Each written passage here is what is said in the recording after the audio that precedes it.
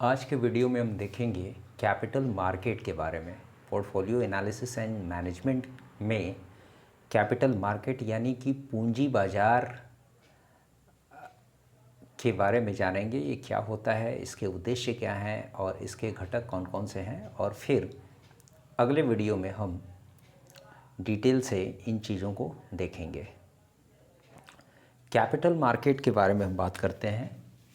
ये आपका जो कैपिटल मार्केट है ये होता क्या है।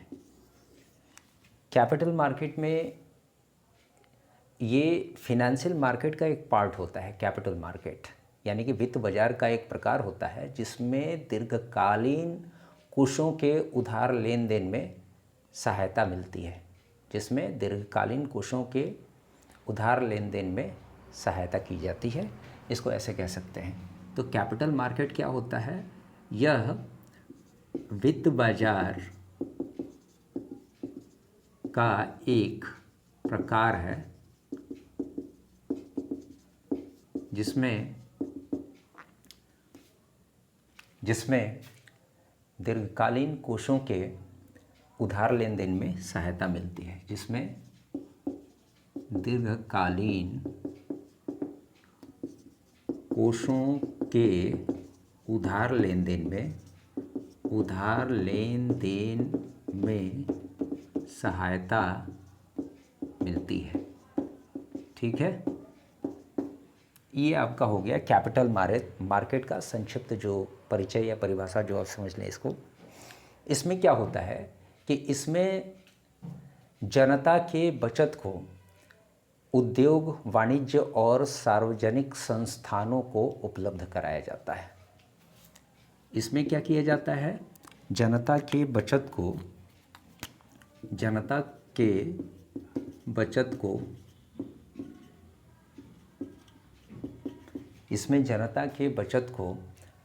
उद्योग, वाणिज्य और सार्वजनिक संस्थानों को उपलब्ध कराया जाता है।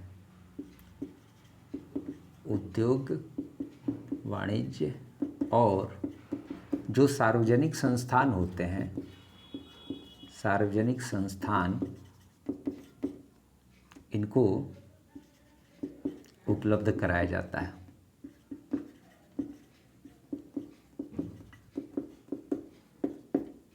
अब एक बात आती है आपकी क्या कि इसके उद्देश्य क्या होते हैं।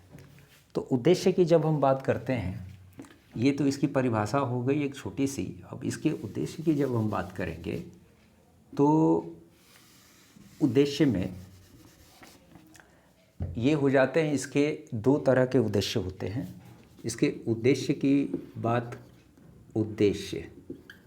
बात करेंगे तो इसका सबसे पहला उद्देश्य होता है बचत के प्रवाह का समन्वय करना और उसे संतुलित करना।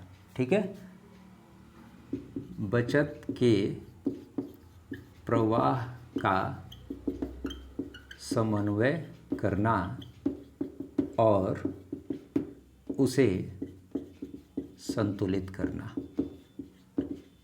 दूसरा जो इसका उद्देश्य होता है, ये दूसरा उद्देश्य होता है बचतों के प्रवाह को लाभदायक माध्यमों में निर्देशित करना। बचतों के प्रवाह को लाभदायक माध्यमों में निर्देशित करना, ये इसके उद्देश्य हो गए। अब पूंजी बाजार के जो घटक होते हैं उसके बारे में हम लोग देखते हैं कि पूंजी बाजार की खास करके, अब चूँकि ये कैपिटल मार्केट है तो इंडियन कैपिटल मार्केट के बारे में हम देखेंगे। तो इंडियन कैपिटल मार्केट का जो स्ट्रक्चर होता है, भारतीय पूंजी बाजार की जो संरचना होती है, ठीक है, भारतीय पूंजी बाजार की संरचना, तो इसको दो भागों में हम बांट देते हैं। एक होता है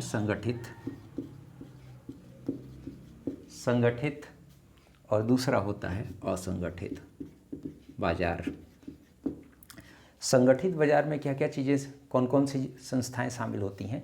देखिए, पूंजी बाजार में कोषों का प्रवाह होता है। ठीक है, कोषों का प्रवाह होता है और इन कोषों के प्रवाह के लिए जो संस्थाएं संगठित क्षेत्र से संबंधित होती है उसमें आपको संस्थागत निवेशक होते हैं, संस्थागत निवेशक हैं। दूसरा आपका है निवेश मध्यस्थ होते हैं, वाणिज्यिक बैंक होते हैं तीसरा, और सरकार। ठीक है, तो एक दो हो गए कि मध्यस्थ हो गए, वाणिज्यिक बैंक हो गए और एक सरकार हो गई। ये सभी जो हैं संगठित क्षेत्र के अंतर्गत आते हैं और संगठित क्षेत्र के अंतर्गत आपको देसी बैंक आते हैं और निजी क्षेत्र की उधार देने वाली कंपनियां आती हैं, संस्थाएं आती हैं। ठीक है, और संगठित क्षेत्र में आपके देसी बैंक आ गए, देसी बैंक और निजी क्षेत्र की संस्थाएं आ गई। ये जो है आपके भारतीय पूंजी बाजार की संरचना हो गई। ऐसे संरचनाओं को तो काफ़ी बृहद चार्ट के रूप में दिखाया जा सकता है, लेकिन इसको हमने कोशिश किया है शॉर्ट में एक इंट्रोडक्शन टाइप बताने के लिए। अब क्या है कि पूंजी बाजार के कुछ कंपोनेंट्स होते हैं, घटक होते हैं, उसको भी देख लेते हैं। पूंजी बाजार के कौन कौन से घटक हैं? तो पूंजी बाजार के घटकों में जो घटक हैं मुख्य 3 तरह के घटक होते हैं। पूंजी बाजार के घटक, इसमें 3 तरह के घटक होते हैं। उसके एक घटक है आपका न्यू इशू मार्केट यानी कि नया निर्गमन बाजार, दूसरा है स्कंद बाजार यानी स्टॉक मार्केट, और तीसरा है वित्तीय बाजार। ठीक है, नया निर्गमन बाजार, स्कंद बाजार और तीसरा है आपका वित्तीय बाजार। स्कंद बाजार को स्टॉक मार्केट कहा जाता है। स्टॉक मार्केट होता है ये आपका वित्तीय बाजार कह रहे हैं, वित्तीय संस्थाएं होती हैं और ये होता है, आप जानते ही हैं, फाइनेंशियल इंस्टीट्यूशंस। और ये न्यू इशू मार्केट होता है, न्यू इशू मार्केट।